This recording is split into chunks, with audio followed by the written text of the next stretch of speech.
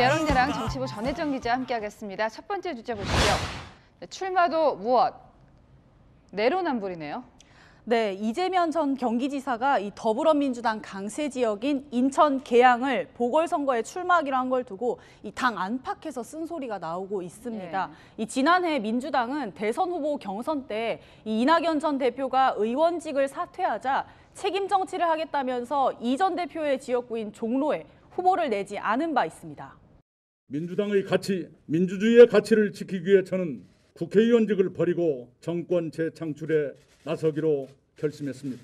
저를 임기 4년의 국회의원으로 만들어주신 서울 종로 구민들께는 한없이 죄송합니다. 송영길 전 대표 출마로 인천 계양을이 공석이 된 만큼 이번에도 같은 잣대를 대면서 무공천을 해야 하지 않느냐 이런 말입니다. 예. 이 정의당은 말이 바뀌었다면 책임 있는 설명과 사과가 있어야 한다고 성토했습니다.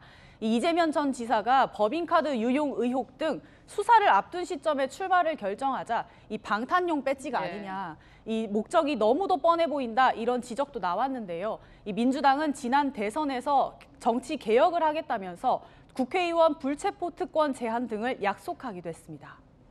체포 동의안이 본회의에 보고 후 즉시 의결할 것을 제안합니다.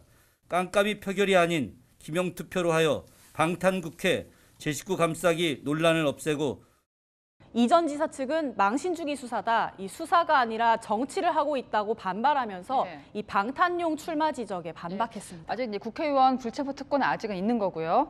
그런데 또 인천이라는 곳이 경기도도 아니고 광역시잖아요. 거기서도 연고가 없는 계양을에 출마한다는 거 이것도 논란이 됐었잖아요. 네, 그렇습니다. 이 전 지사와 인천과의 인연이 크지 않기 때문에 네. 더 그런 논란이 일고 있습니다. 어머니 두 분 모시고 저하고 셋이 인천 연안부를 갔어요. 인천 연안부를 가가지고 제가 바닷물을 맛을 봤습니다. 진짜 짠가. 엄청나게 짜더군요. 이 전 지사가 이 다음 주에 본격 등판하면 굳이 인천에 출마한 이유를 네. 직접 설득할 필요는 있어 보입니다. 더 들어봐야겠지만 지금은 이제 어린 시절 기억 정도 있는 지역이고요. 두 번째 주제 보겠습니다. 네, 윤석열 대통령실 인선이 어느 정도 이제 마무리가 되어 가는데요. 검사 출신이 정말 많더군요. 네, 먼저 이번 주에 발표된 대통령실 비서관급 인선을 먼저 보면요. 이 예산과 살림을 책임지는 총무비서관에 예. 윤재순 전 대검 운영지원과장을 비롯해서 이 대통령실 핵심 6개 보직 중 5자리에 검찰 출신이 내정됐습니다. 네, 그럼 정치인 출신 인사는 눈에 안 띄던데요. 어떻습니까? 네, 검찰 출신 외에도 사회단체 출신이나 이 공무원 관료들이 곳곳에 자리를 채웠지만 이 말씀하신 대로 정치인 출신은 안 보이더라고요. 예. 그러다 보니까 국민의힘 분위기도 뒤숭숭합니다. 윤 당선인 대선 당시 국민의힘과의 원팀을 강조했습니다. 저는 처음부터 제1야당인 국민의힘이 주축이 돼서 정권 교체가 이루어질 수밖에 없다고 생각을 했고, 이 당내에서는 낙하산 출신으로 대통령실을 채웠다, 이 토사구팽 아니냐 이런 불만도 터져 나왔습니다. 윤 당선인도 이런 뒤숭숭한 분위기를 의식한 듯 어제 해단식에서 이런 말도 했습니다.